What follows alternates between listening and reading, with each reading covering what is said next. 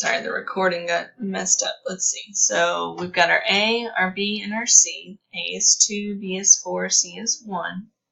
Like I said in class, I like to do the B squared minus 4AC first. So that would be 4 squared, good habit to put that in parentheses, minus 4 times 2 times 1.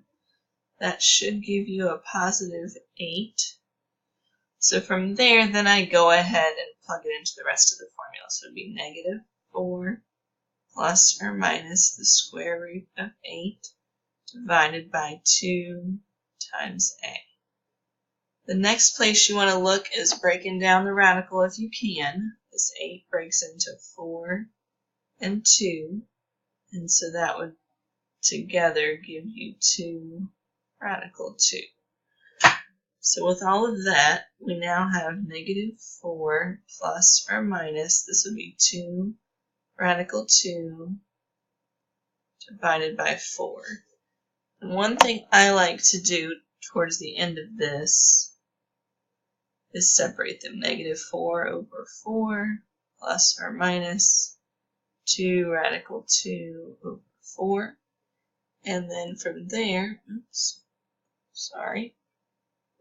change colors here. Okay, from there, you've got the negative 4 over positive 4 that you can reduce right there, and then the 2 on the outside can reduce with the 4 on the bottom. So your last step of this is to put all those in simplified form, and it would be x equals negative 1, which is negative 4 over 4, plus or minus.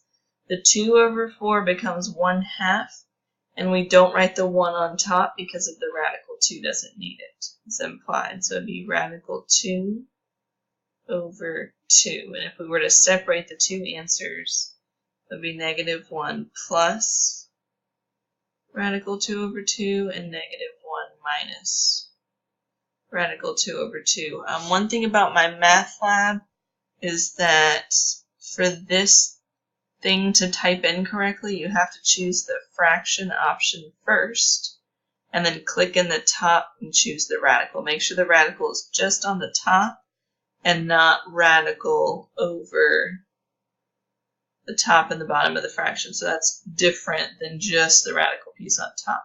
So again, choose the fraction option first, then click in the top and just the radical on the top piece. So hopefully that'll help you with entering those answers correctly.